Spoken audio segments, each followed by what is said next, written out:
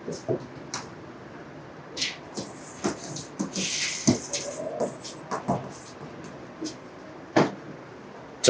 કરંટમાં આપણે થોડા આગળ વધવાના છીએ આજે.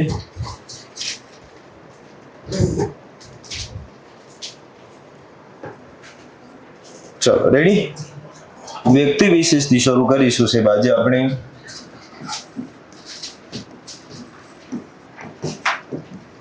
અને વ્યક્તિ વિશેષમાં આજે આપણે શરૂ કરવું છે રામવી સુથારથી. ચલો, પહેલો સવાલ તમને પૂછી લઈએ. આમને ઓળખો છો? રામવી સુથારનું નામ તમે સાંભળ્યું છે? કયા ક્ષેત્રે સંકળાયેલા છે? શા માટે યાદ રાખીએ છીએ આપણે? સ્થાપત્ય ક્ષેત્રે સંકળાયેલા છે. અને શેના સ્થાપત્ય માટેથી યાદ રાખીએ છીએ આપણે? Statue of unity. ચલો, સરસ. એટલું તમને ખ્યાલ છે એટલે વાંધો નહીં આવે છે. પહેલો સવાલ અહીંયાથી બનાવીએ. રામવી સુથાર સ્ટેચ્યુ ઓફ યુનિટી છે એના સ્થળપતિ તરીકે યાદ રાખીશું આપણે. રામવી સુથારને કરંટમાં શા માટે યાદ રાખવાના છે? મહારાષ્ટ્ર સરકાર દ્વારા તેમને મહારાષ્ટ્ર ભૂષણ પુરસ્કારથી સન્માનિત કરવામાં આવ્યા છે. યાદ રાખીશું. પરીક્ષાની દ્રષ્ટિએ પૂછાઈ શકે એવો સવાલ છે સાહેબ કે તાજેતરમાં મહારાષ્ટ્ર ભૂષણ એવોર્ડથી કોને સન્માનિત કરવામાં આવ્યા છે? તો આપણો જવાબ શું રહેશે? રામવી સુથાર. સાહેબ, મહારાષ્ટ્ર ભૂષણ આ એવોર્ડ છે એ મહારાષ્ટ્ર સરકારનો અથવા મહારાષ્ટ્ર રાજ્યનો નાગરિક ક્ષેત્રે અપાતો કેવો પુરસ્કાર છે? આ સર્વોચ્ચ. તો મહારાષ્ટ્ર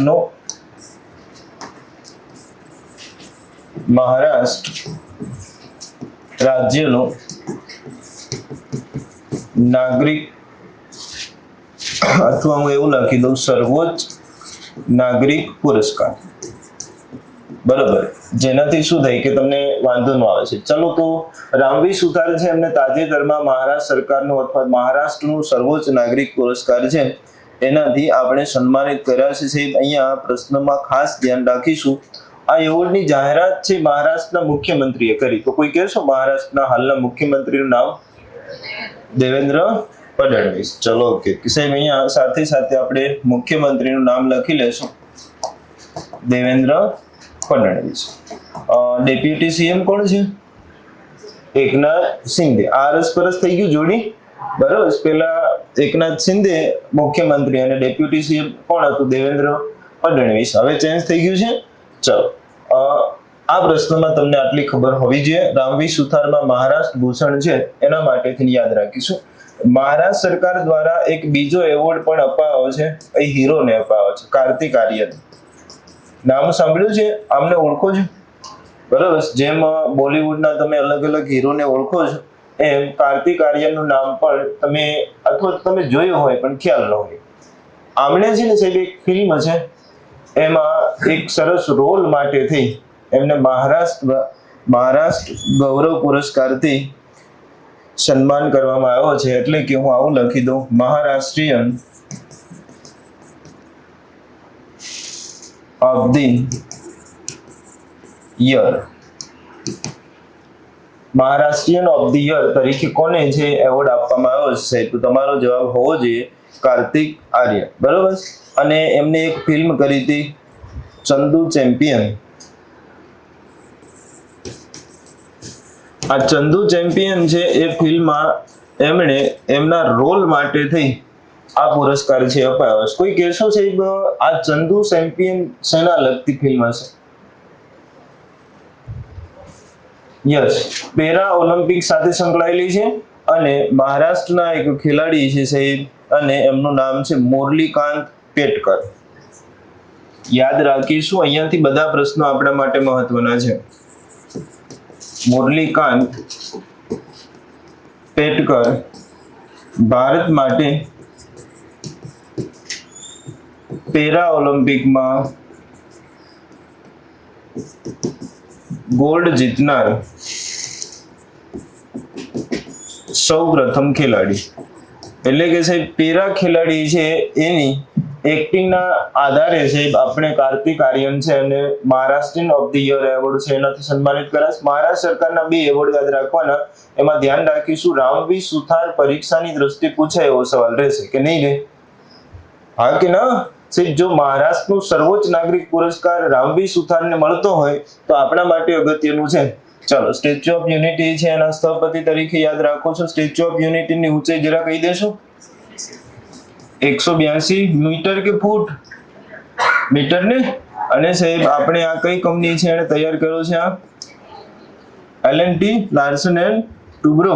ચલો, રામવી સુથાર અને કાર્તિક આર્યન પછી ત્રીજું નામ આપણે લખવું છે, એ પણ એવોર્ડ માટેથી જ યાદ રાખવું છે. હું પ્રશ્ન પૂછી લઉં, વર્ષ 2024 નો જ્ઞાનપીઠ પુરસ્કાર કોને આપવામાં આવ્યો?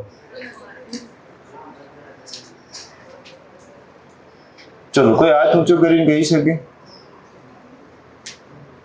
યસ, વિનોદ કુમાર શુક્લા. ચલો, બીજા કોઈ? વર્ષ 2024 નું જ્ઞાનપીઠ પુરસ્કાર લખો છે વિનોદ કુમાર શુક્લા.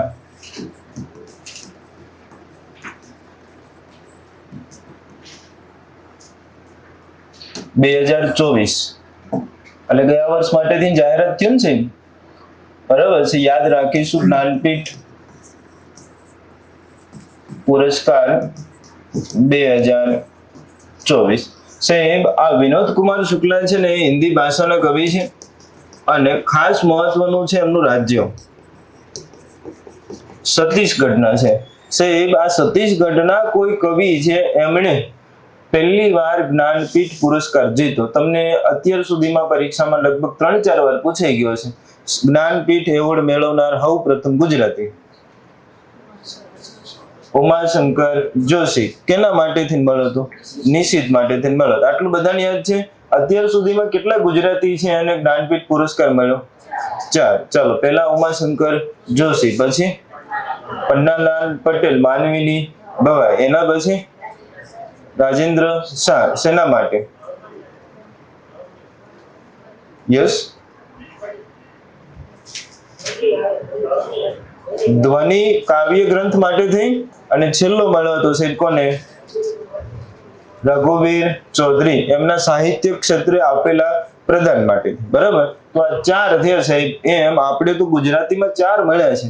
છત્તીસગઢના આ પહેલા છે. છત્તીસગઢ રાજ્યના સૌ પ્રથમ કવિ અથવા તો વ્યક્તિ કે જેને જ્ઞાનપીઠ પુરસ્કાર છે એ મળ્યો હોય. બરાબર, તો યાદ રાખીએ પરીક્ષામાં છત્તીસગઢ ના પહેલા એવું પૂછી શકે અને જ્ઞાનપીઠ તો રિપીટેડ સવાલ છે ને સાહેબ. બરાબર, તો વિનોદ કુમાર શુક્લા જ્ઞાનપીઠ પુરસ્કાર મેળવનાર આપણે બધા છે ને પહેલા લખે છે બધા પુરસ્કાર વાળા છે. રામવી સુથારને કયો મળ્યો? મહારાષ્ટ્ર ભૂષણ. બરાબર છે. આપણો કાર્તિક આર્યન હીરો છે એને મહારાષ્ટ્રની ઓફ ધી યર. અને સાહેબ વિનોદ કુમાર શુક્લા પરીક્ષાની દ્રષ્ટિએ પૂછાય એવો સવાલ છે જ્ઞાનપીઠ પુરસ્કાર 2024. કેમ આપણે 25 નો કીધું છે? હજી તો નિરાતે આવે ને, વર્ષ પછી આવે છે. બરાબર, તો 24 નો અત્યારે જાહેર થયો છે. વિનોદ કુમાર શુક્લા છે. અને તમને એ તો ખ્યાલ છે કે ભાઈ જ્ઞાનપીઠ પુરસ્કાર ભારતમાં સાહિત્ય ક્ષેત્રે કેવો પુરસ્કાર છે? સર્વોચ્ચ, ભારતમાં સાહિત્ય ક્ષેત્રે અપાતો સર્વોચ્ચ પુરસ્કાર કયો છે? તો તમારો જવાબ શું હોવો જોઈએ? જ્ઞાનપીઠ પુરસ્કાર. મને કોઈ કહેશો જ્ઞાનપીઠ પુરસ્કાર છે સાહેબ એ કેટલી ભાષામાં આપવામાં આવે છે? કેટલી? 23 વાળા હાથ ઊંચું કરી. તો આ 22 નહીં ને 23?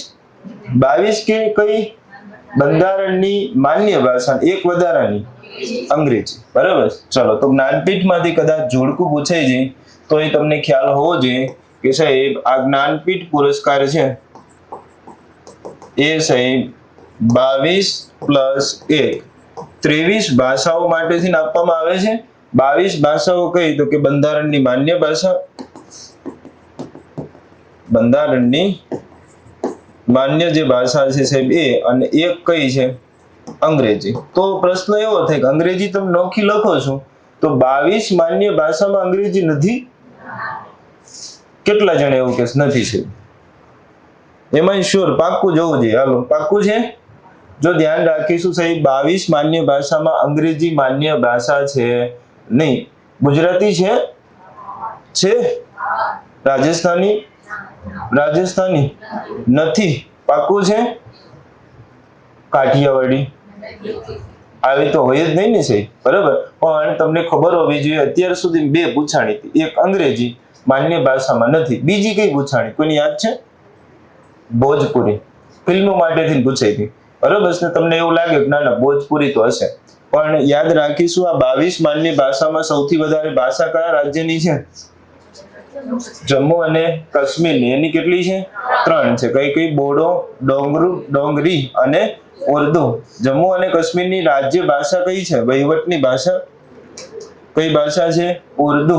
આ ખબર હોવી જોઈએ. ચલો હવે એના પછી વ્યક્તિ વિશેષમાં આપણે આગળ વધીએ છીએ અને નામ લખવું છે આપણે એક બેનનું, રોશની નાદાર મલ્હોત્રા.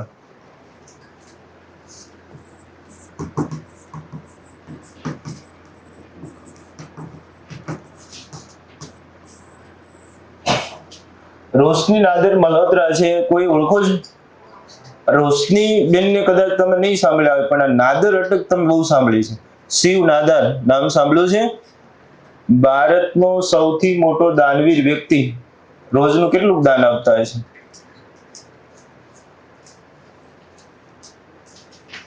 લાખ, કરોડ. આપણે જિંદગીમાં કરોડપતિ થવાના સપના જોઈએ છે અને શિવ નાદાર છે એ એક દિવસનું સાહેબ 1 કરોડથી વધારેનું દાન કરે છે, બરાબર.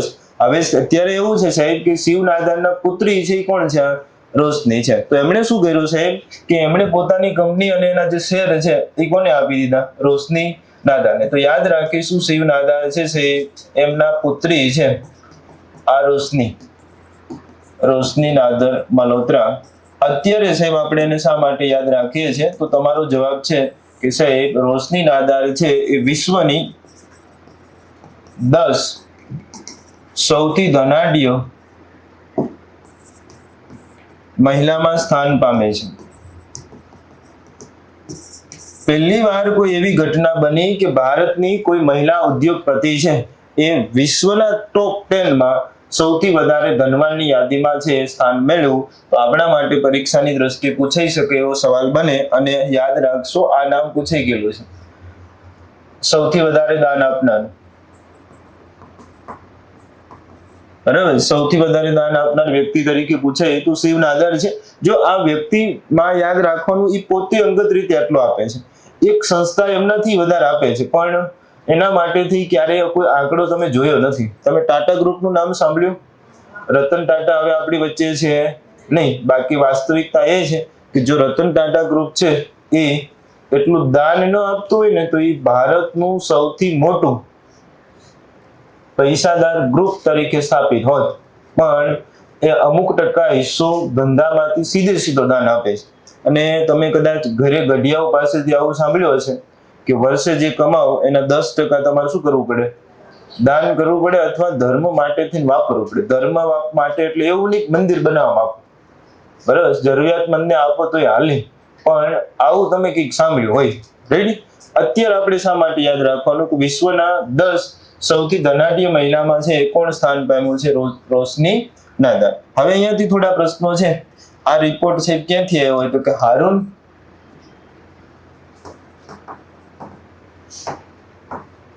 રીચ લિસ્ટ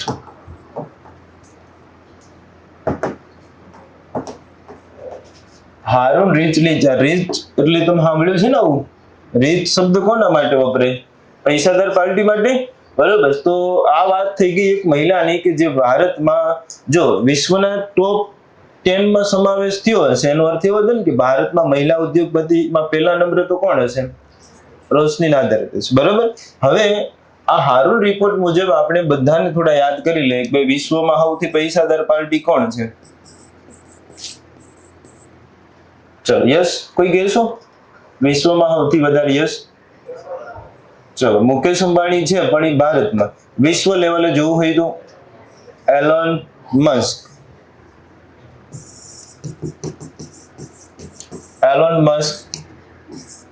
જેફ બેજોસ અને માર્ક ઝુકરબર્ગ. ત્રણેય નામ તમે સાંભળેલા છે? એલોન મસ્ક છે એ કઈ કંપની સાથે સંકળાયેલા છે? તો કે આમાં છે તાણ જ નથી આની. હાલો, એક સ્પેસ એક્સ, પછી ટેસ્લા, પછી સ્ટારલિંક. હમણાં ટ્વિટર વેચી દીધું. આને પોતાની કંપની નફો કરીને વેચ્યું. બોલો, વાસ્તવિકતા તો એ છે કે ઓપન એઆઈ તમે સાંભળ્યું છે ને હમણાં? એઆઈ ભવિષ્યમાં એટલે કે આવનારા 2-3 વર્ષમાં તમારી અને મારી જિંદગી બદલવા જઈ રહ્યો છે. એઆઈ નું પૂરું નામ આર્ટિફિશિયલ ઇન્ટેલિજન્સ. અને હમણાં બધા ઓલા ડાગલામાં ચડ્યા છે, નથી ચડ્યા? ચેટ જીટીપી માંથી ડાગલા બનાવે છે. આ શું છે? એઆઈ જ છે ને. બરાબર. વાસ્તવિકતા તો એ છે કે અત્યારે તમે ખાલી ડાગલા બનાવો છે. એઆઈ આવ્યું ને શરૂઆતમાં, એટલે કે આશરે 1 વર્ષ પહેલા તમારો ફોટો હોય ને સાહેબ, એને મારે ખાલી મૂકી અને એમાં હું ટાઈપિંગ મૂકી દઉં, તો જે લખાણું મૂકું ને એ તમે બોલતા હોય. એમાં પાછો એક્સપ્રેશન નહીં આવે, મોઢું કમ્પ્લીટ આમ ખુલે બંધ થાય. બરાબર. કદાચ તમને જો ખ્યાલ હોય તો આપણે યુટ્યુબ ચેનલમાં તમે કરંટના વિડીયો જોજો 3-4, એમાં રમણભાઈ એમને બોલતા હોય છે, હલે ચલે ને કોટ બોટ પહેરો હોય. એમાં ક્યાંય વિડીયો આપણે ઉતાર્યો નથી, ખાલી ફોટો મૂકી લખાણ મોકલી દો એટલે એ ભાઈ માટે બોલવા. બરાબર. જેટલી ટેકનોલોજી સરળ છે અને સહજ છે એટલી જ ભવિષ્યમાં ખતરનાક બનવાની છે. એટલે આનું થોડું ધ્યાન રાખવું. બરાબર. આપણે એવું નથી કહેતા કે તમારા ફોટાના ડાગલા ન બનાવો, પણ બને ત્યાં સુધી છે એવો પ્રયત્ન કરીશું આપણે કે આપણે સોશિયલ મીડિયામાં અંગત વ્યવહારોથી થોડા દૂર રહીએ. બરાબર. કારણ કે આજે નહીં તો કાલે આ ક્યાંક તો આપણને નડવાનું છે. બરાબર. મેં તમને અગાઉ એક વાર ઉદાહરણ આપ્યું હતું. તમને સાહેબ એમ થાય ને કે મારે લોન લેવી છે, એટલે એક જ વાર ખાલી ગૂગલમાં સર્ચ કરવાનો લોન. પછી તમે જે જોતા હોય ને, યુટ્યુબ જોતા હોય ને તો એમાંય લોનની જાહેરાત આવે, સમાચાર વાંચતા હોય ને તો એમાંય લોનની જાહેરાત આવે, ઇન્સ્ટાગ્રામ જુઓ ને, ઇન્સ્ટાગ્રામ રીલ્સ જોતા હોય ને તો 5 રીલ્સ જુઓ ને પછી લોન આવે કે સાહેબ લોન નહીં, અમારે બૂટ ખરીદવા. તો એકવાર ફ્લિપકાર્ટમાં જઈને લખવાનું આવડા બૂટ, તો એ બૂટ આવે. આનું કારણ તમે સમજ્યા? ગૂગલ તમારી બધી જ એક્ટિવિટીનું શું કરી રહ્યું છે? માર્ક કરી રહ્યું છે. બધા તો એવું કહે છે ગૂગલ છે તમારી વાત તો સાંભળી રહ્યું, પણ આપણને ખબર છે નહીં. તો ભવિષ્યમાં તમારો મારો કોઈ ડેટા ગુપ્ત રહેવાનો છે એવું કઈ છે નહીં, પણ બને એટલો પ્રયત્ન કરવાનો. ચલો, મૂળ વાત પર પરત ફરીએ છીએ. એલોન મસ્કની આટલી કંપનીઓ, જેફ બેઝોસનું નામ સાંભળ્યું છે? લે, ભૂલી ગયા? એમેઝોનના માલિક છે. બરાબર. સાહેબ એમેઝોનમાં તમારો જવાબ છે અહીંયાથી હોવો જોઈએ. અને જેમ તમે સૌથી વધારે સમય આપો છો એ કંપની આને બનાવી છે. ફેસબુક, પછી ઇન્સ્ટા, પછી કંઈક એવું છે. લે, આ વોટ્સઅપ એ કોણ છે? આ બધું લઈ લીધું એને. ફેસબુક નો માલિક હતો સાહેબ, પછી એને એક સાથે બધું લઈ લીધું ને અત્યારે તમે આ બધાની લિંક કરી શકો છો. ને આવું તમે જોયું હશે કે આમ સ્ટેટસ ચડાવીને ને તો બધાની સ્ટોરી એક હારે વહી જાય એક એકાઉન્ટમાં. બરાબર. એનું કારણ આ છે. બરાબર. તો સાહેબ આ 3 વિશ્વના સૌથી ધનાઢ્ય વ્યક્તિ છે: એલોન મસ્ક, જેફ બેઝોસ અને માર્ક ઝુકરબર્ગ. ભારતની વાત કરીએ છીએ. ભારતમાં કોણ છે સૌથી વધારે પાર્ટી? ગુજરાતી જોઈ છે મોકાકા, પછી બીજા બે ગૌતમ અદાણી, અને ત્રીજા છે, યાદ રાખશું, ભારતના ત્રીજા સૌથી પૈસાદાર વ્યક્તિમાં આ રોશની નાદારજી આવી ગયા છે. તો આ તમને ખબર હોવી જોઈએ છે. મુકેશ અંબાણી, ગૌતમ અદાણી અને એના પછી રોશની નાદર. તો આટલા પ્રશ્નો છે તમને ખ્યાલ હોવો જોઈએ છે. વિશ્વમાં અને ભારતમાં અબજોપતિની યાદીમાં છે. આ રીતે યાદ રાખીશું. છેલ્લો સવાલ એક જોઈ લે છે. વિશ્વમાં અબજોપતિ, કરોડપતિ નહીં હો, કરોડપતિ અત્યારે આપણા ગામમાં 2-4 જણા તમને હામાં મળે. અબજોપતિ સૌથી વધારે રહેતા હોય એવો દેશ. અમેરિકામાં સૌથી વધારે પૈસાદાર લોકો રહે છે. હાલો, ઓકે. બીજો સૌથી વધારે અબજોપતિ અમેરિકામાં, એના પછી બીજો છે ચીન અને ત્રીજો છે ભારત. અમેરિકા, ચીન અને ભારત જો આંકડાની દ્રષ્ટિએ જોઈએ તો આપણને આમ એમ લાગે કે ઓહો આપણો ક્રમ ત્રીજો છે, પણ એમાં ઘણો ફેર છે. 870 અમેરિકામાં 870 અબજોપતિ રહે છે, ચીનમાં 823 અબજોપતિ રહે છે, આપણા દેશમાં 284 રહે છે. આંકડાનો ખાલી ફેર તપાસી લો. બરાબર, તોય આપણે કેટલામાં ક્રમે છે? ત્રીજા. વાસ્તવિકતા તો એ છે કે આમાંથી કેટલા બધા છે એ લગભગ દર વર્ષે ભારત છોડી અન્ય દેશમાં શિફ્ટ થઈ રહ્યા છે. અને એમાં આપણે એક નવી યોજના બહાર પાડી છે અમેરિકાએ, ગોલ્ડ કાર્ડ. યાદ છે? બરાબર, કે અમુક લાખ અમુક કરોડ રૂપિયા ભરો અને અમેરિકાનું છે ગોલ્ડ કાર્ડ મેળવો, એટલે કે તમે અમેરિકાના નાગરિક બની શકો છો. આ સીધી વાત છે. વિશ્વમાં પૈસાદાર પાર્ટી છે, બધાને કહેવાનું તમે આવી આવો. બરાબર, તો જ શક્તિશાળી રહી શકાય ને છે. બરાબર, તો યાદ રાખીશું સાહેબ, આ હારૂન રિપોર્ટ મુજબ અત્યારે વ્યક્તિમાં આપણે ખાલી એક જ નામ લખ્યું, કોણ? રોશની નાદર મલ્હોત્રા. પણ આ પણ સાથે સાથે તમને યાદ હોવા જોઈએ, ભારતમાં સૌથી વધારે પૈસાદાર પાર્ટી કયા સિટીમાં રહેતા હશે? દિલ્હીમાં. ક્યાં વસવાટ કરે છે? મુંબઈમાં. બરાબર, તો આ પણ આપણને ખ્યાલ હોવો જોઈએ. ચાલો ત્યાંથી આગળ વધીએ છે. એક જજ છે દિલ્હીના, યશવંત સિન્હા.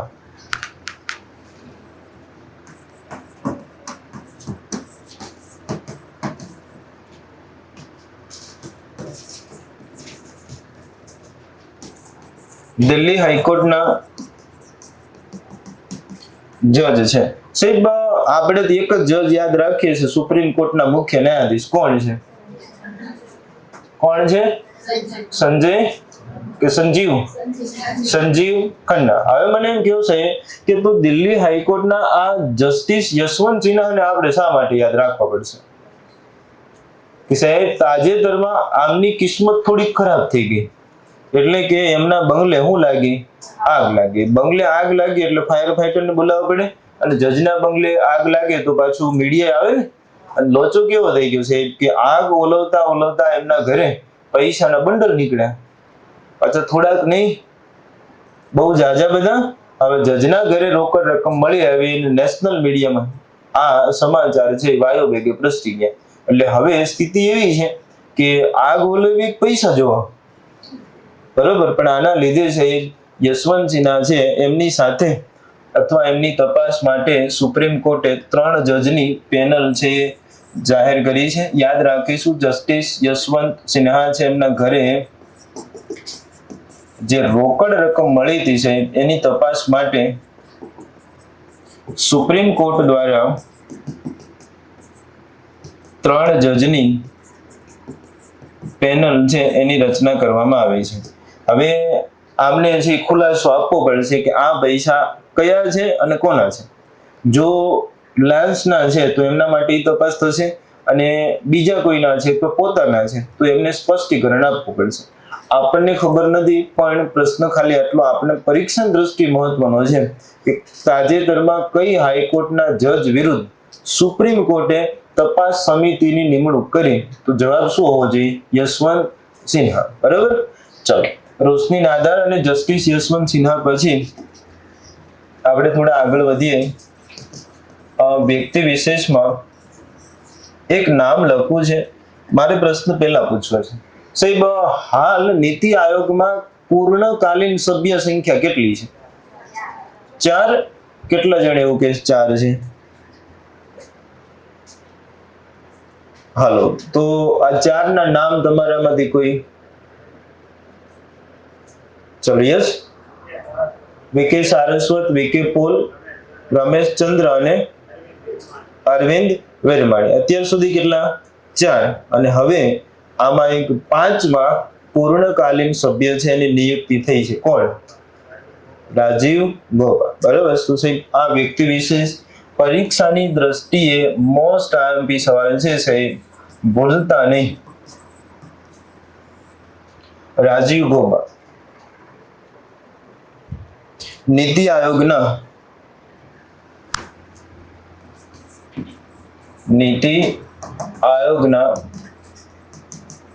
પૂર્ણકાલીન સભ્ય તરીકે નિયુક્ત. યાદ રાખશું સાહેબ, રાજીવ ગૌબા છે એ ભૂતપૂર્વ કેબિનેટ સચિવ તો ઓલરેડી રહી ચૂક્યા છે, બરાબર, અને ત્યાંથી નિવૃત્તિ બાદ હવે એમની નિયુક્તિ નીતિ આયોગના 5માં પૂર્ણકાલીન સભ્ય તરીકે થઈ. આ 5માં એટલે કે યાદ રાખીશું, જ્યારથી નીતિ આયોગ રચાયું છે નીતિ આયોગ, એ સમયથી પેલા આપણે ટોટલ 2 જણને નામ યાદ રાખ્યા હતા. વીકે સારસ્વત DRDO ના ચીફ રહી ચૂક્યા છે, એટલે આ કયા ક્ષેત્રના નિષ્ણાંત કહી શકાય? શસ્ત્રો માટે સુરક્ષા નિષ્ણાંત કહી શકાય. ચલો, એના પછી વીકે પોલ, કોઈ કહેશો? વીકે પોલ છે એ કયા ક્ષેત્રે સંકળાયેલા છે? જાહેર વહીવટ સાથે સંકળાયેલા છે સાહેબ. અને ત્રીજા, આ પૂછાઈ ગયેલું નામ છે, રમેશ ચંદ્ર. ભારત કેવો દેશ છે? કૃષિ પ્રધાન દેશ છે, આવું આપણે બહુ સાંભળ્યું છે, બરાબર. તો કૃષિ નિષ્ણાંત તરીકે કોણ નિયુક્ત પામ્યું હતું સાહેબ? તો રમેશ ચંદ્ર. એના પછી ખબર પડી કે સાહેબ આપણે હજુ ઘટે છે વ્યક્તિ. કયા ક્ષેત્રે ઘટે છે? તો નાણાં વિભાગ. કોની જરૂર પડી આપણે? અર્થશાસ્ત્રીની. તો સાહેબ અરવિંદ વિરમાણી છે, એમની નિયુક્તિ થઈ પૂર્ણકાલીન સભ્ય તરીકે. અને હવે આ 5મા સભ્ય કોણ બની ગયું છે સાહેબ? રાજીવ ગોપાલ. આ પૂર્ણકાલીન સભ્ય એટલે શું કહેવાતું હશે?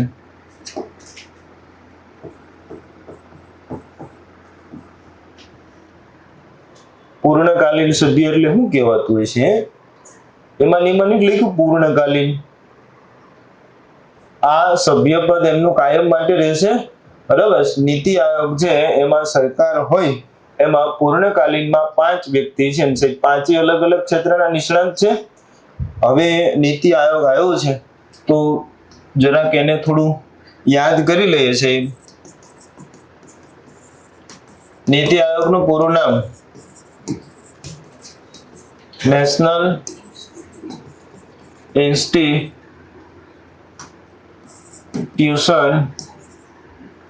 ઓફ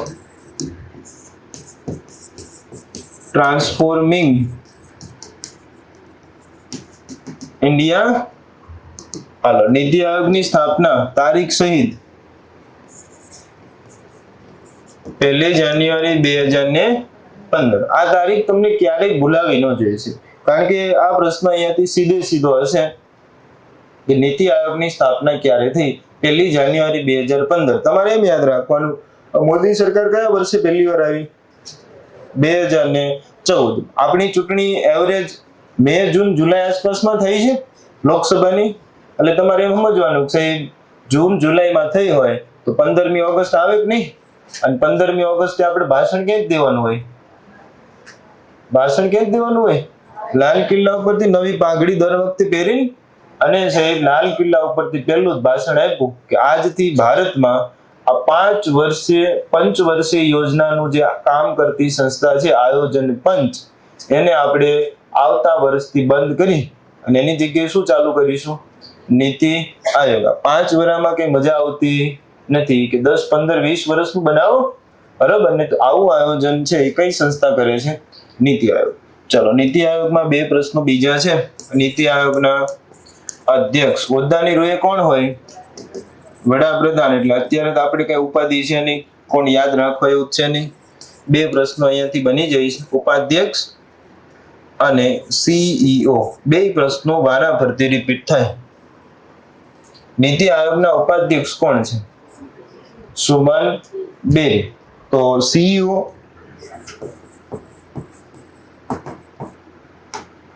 ચલો, CEO યસ,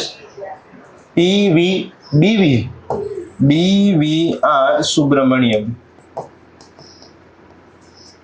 આટલા નામો નીતિ આયોગથી યાદ રાખવા પડે સાહેબ. આટલું બધું પ્રશ્ન પૂછાઈ જાય આપની જાણ માટે, આમાં બધું પૂછે. મને કઈ કહેશો, નીતિ આયોગના સભ્યોમાં કોનો સમાવેશ થાય?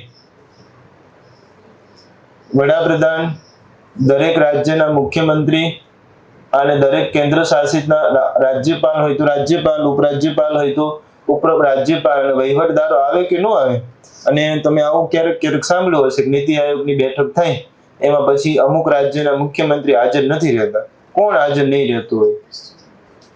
એક દીદી, અને એક દિલ્હીમાંથી કોણ? અરવિંદ કેજરીવાલ. પણ હવે દિલ્હીમાં એ છે નહીં. દિલ્હીના મુખ્યમંત્રીનું નામ રેખાબેન ગુપ્તા. ચલો ઓકે. તો અહીંયા અત્યારે આપણું નામ પરીક્ષાની દ્રષ્ટિએ મહત્વનું હોય તો એ કયો છે? રાજીવ ગોબા છે એ 5મા પૂર્ણકાલીન સભ્ય તરીકે નિયુક્તિ થયા છે. અને છેલ્લું નામ, આ નામ તમે બંધારણમાં બહુ સાંભળ્યું છે, ઇતિહાસમાં પણ ક્યારેક ક્યારેક તમે છે એ સાંભળ્યું છે. પોટુશ્રી રામલ્લુ નામ સાંભળ્યું? ક્યાં રાજ્ય સંબંધિત છે? આંધ્રપ્રદેશ ભારતનું ભાષા આધારિત સૌ પ્રથમ છૂટું પડનારું રાજ્ય આંધ્રપ્રદેશ, અને આંધ્રપ્રદેશની માંગ સાથે કોણે પોતાના જીવનનો અંત આણ્યો? પોટુશ્રી રામલ્લુ. સાહેબ, આંધ્રપ્રદેશ માટેની માંગ હોય તો આ કયા રાજ્ય સંબંધિત હોય? આંધ્રપ્રદેશ. આંધ્રપ્રદેશની નવી કંઈક રાજધાની તમે બનાવવાના છો, વાત કરી હતી. કઈ? અમરાવતી. અને અમરાવતી ખાતે પોટુશ્રી રામલ્લુ છે સાહેબ, એનું 58 ફૂટ ઊંચું સ્ટેચ્યુ છે એ બનાવવાની જાહેરાત આંધ્રપ્રદેશના મુખ્યમંત્રીએ કરી છે. તો જરા મને કહેશો આંધ્રપ્રદેશના મુખ્યમંત્રીનું નામ? ચંદ્રબાબુ નાયડુ. ચંદ્રબાબુ નાયડુ અત્યારે આપણી સાથે સરકારમાં ભાગીદાર છે? હા કે ના? કોના લીધે આપણી સરકાર ટકી રહી છે? એક ચંદ્રબાબુ નાયડુ, બીજું નીતિશ કુમાર. નીતિશ કુમાર ક્યાંના મુખ્યમંત્રી છે? બિહાર. ચલો, તો પોટુશ્રી રામલ્લુ છે એની 58 ફૂટ ઊંચી. કોઈની ખબર છે 58 ફૂટ કેમ રાખી? આટલા દિવસ ઉપવાસ કર્યા હતા અને પછી શું થયું હતું? એમનું મૃત્યુ. એટલે 58 ફૂટ એટલે રાખી છે. અને એક સવાલ હજુ છે, તમને ખ્યાલ છે કે આમણે 58 દિવસ ઉપવાસ રાખ્યા એમ એક તાજેતરમાં ખેડૂત અમૃતસરમાં, આપણે પંજાબમાં, કે જેણે ઉપવાસ છે અત્યારે તોડ્યા? કોઈને યાદ છે? તમને જાણી નવાઈ લાગશે સાહેબ કે ખેડૂત આંદોલન પછી તમને યાદ છે ઓલા પંજાબ ને હરિયાણા ને ત્યાંથી બધા ટ્રેક્ટર લઈ લઈને ગયા હતા દિલ્હી, કૂચ કરી હતી. અને એ સમયથી આખો રૂટ પંજાબનો બંધ હતો છે દિલ્હી જવા માટે. બરાબર? એ બોર્ડર છે હવે ખુલ્લી કરી દેવામાં આવે છે ને ખેડૂતો સાથે સમાધાન થઈ ગયું છે. બરાબર? ચાલો, તો પોટુશ્રી રામલ્લુ આપણને યાદ છે અને રાજીવ ગોબા પણ યાદ છે. વ્યક્તિ વિશેષમાં આટલા નામો પરીક્ષાની દ્રષ્ટિએ આ અઠવાડિયાના છે. ચાલો, સૌથી પહેલા આપણે કોનું નામ યાદ રાખ્યું? રામવી સુથાર. શેના માટે રામવી સુથારને યાદ રાખીશું? મહારાષ્ટ્ર ભૂષણ પુરસ્કાર માટે. મહારાષ્ટ્ર ભૂષણ મહારાષ્ટ્ર રાજ્યનો કેવો છે? સર્વોચ્ચ નાગરિક પુરસ્કાર છે. રામવી સુથાર કયા ક્ષેત્રે સંકળાયેલા છે? સ્થાપત્ય ક્ષેત્રે સંકળાયેલા છે. એમનું સ્થાપત્ય આપણને એક ખબર હોવી જોઈએ. Statue of unity. Statue of unity વિશ્વનું સૌથી ઊંચું પુતળું છે. સ્ટેચ્યુ ઓફ યુનિટી નું ગુજરાતી શું થાય? એકતાનું પ્રતીક. અને ક્યાંક એકતાનું પુતળું લખ્યું હોય તો ખોટું લગાડવાનું નહીં. બરાબર? આ વિશ્વનું સૌથી ઊંચું છે. એની સાથે સાથે યાદ રાખીશું એલએનટી બનાવ્યું છે અને ઓકે. એના પછી સાહેબ યાદ રાખવા Maharashtrian of the year Kartik Aaryan. કઈ ફિલ્મ માટે? ચંદુ ચેમ્પિયન. અને ચંદુ ચેમ્પિયનમાં એમણે કોનો રોલ કર્યો હતો? મુરલી પેટકર. અને એ ભારતના સૌ પ્રથમ પેરા ઓલિમ્પિકમાં ગોલ્ડ મેડાલિસ્ટ છે. ઓકે, ચાલો, તો એના માટેથી આપણે આ યાદ રાખીશું. આના સિવાય જ્ઞાનપીઠ પુરસ્કાર 2024 વિનોદ કુમાર શુક્લા કયા રાજ્યના છે? છત્તીસગઢના છે. છત્તીસગઢના પ્રથમ વ્યક્તિ કે જેને આ પુરસ્કાર મળ્યો હોય. ચલો, આટલું ક્લિયર છે. પુરસ્કારોની વાત પૂરી થઈ પછી આપણે પૈસાની વાત કરીશું. પૈસા. રોશની નાદર મલ્હોત્રા વિશ્વના પ્રથમવાર ટોપ 10 માં કોઈ મહિલા ધનિક છે એનો સમાવેશ થયો. પણ આ ટોપ 10 એટલે વિશ્વની 10 ધનાઢ્ય મહિલાઓ. રોશની નાદર છે એ કોના પુત્રી કીધા આપણે? શિવ નાદરને કીધું સાહેબ. અને અહીંયા એમના જે કંઈક કંપનીના આશરે કંઈક 47% જેટલા શેર છે એ આમને મળતા તેઓ વિશ્વના સૌથી ધનાઢ્ય મહિલાઓમાં સ્થાન પામ્યા. વિશ્વમાં આપણે એમને પૂછીએ કે હારૂન રિપોર્ટ રીચ લિસ્ટ મુજબ વિશ્વની સૌથી ધનાઢ્ય વ્યક્તિ અત્યારે આપણે ભણીએ ત્યારે કોણ છે? Alone Musk. બીજા નંબરે જેફ બેઝોસ. ત્રીજા નંબરે માર્ક ઝુકરબર્ગ. બરાબર છે. એના પછી ભારતમાં આવી જઈએ. ભારતની સૌથી ધનાઢ્ય વ્યક્તિ મુકેશ અંબાણી, એના પછી બીજા નંબરે ગૌતમ અદાણી, ત્રીજા નંબરે કોણ? રોશની નાગર. વિશ્વમાં સૌથી વધારે અબજોપતિ વસતા હોય એવો દેશ અમેરિકા, બીજા નંબરે ચીન અને ત્રીજા નંબરે ભારત. આપણે ઘણા ઓછા છે પણ ત્રીજા નંબરે તો છીએ આપણે, બરાબર. તો આ તમને ખ્યાલ હોવો જોઈએ સાહેબ. એના પછી વ્યક્તિ વિશેષમાં નામ યાદ રાખ્યું, રાજીવ ગોબા નીતિ આયોગના 5મા પૂર્ણકાલીન સભ્ય થયા. ચાલો તો પહેલેથી બોલતા જઈએ. પહેલા વીકે સારસ્વત, પછી વીકે પોલ, એના પછી રમેશ ચંદ્ર. આમાં એવું પૂછી શકે કયા ક્ષેત્રે સંકળાયેલા. ચાલો પહેલેથી પાછા. વીકે સારસ્વત સંરક્ષણ DRDO ના ચીફ રહી ચુક્યા છે. વીકે પોલ જાહેર વહીવટ, એના પછી રમેશ ચંદ્ર કૃષિ નિષ્ણાંત છે. એના પછી અર્થશાસ્ત્રી તરીકે કોણ જોડાયું? અરવિંદ વિરમાણી. 5મા ક્રમે અત્યારે રાજીવ ગોબા કેબિનેટ સચિવ તરીકે વહીવટી અનુભવના લીધે એમને આમાં પસંદ કરવામાં આવ્યા છે. એની સાથે તમને ખબર હોવી જોઈએ નીતિ આયોગનું પૂરું નામ national institution for transforming India. અને સાહેબ એના પછી પૂછાય નીતિ આયોગની સ્થાપનાની તારીખ ક્યારથી? 1 જાન્યુઆરી 2015. નીતિ આયોગના અધ્યક્ષ નરેન્દ્ર મોદી, ઉપાધ્યક્ષ સુમન બેરી અને CEO BVR સુબ્રમણ્યમ. પાક્કું છે? ચાલો તો નીતિ આયોગમાં આટલા પ્રશ્નો તમને ગમે ત્યારે પૂછાય, યાદ હોવા જોઈએ.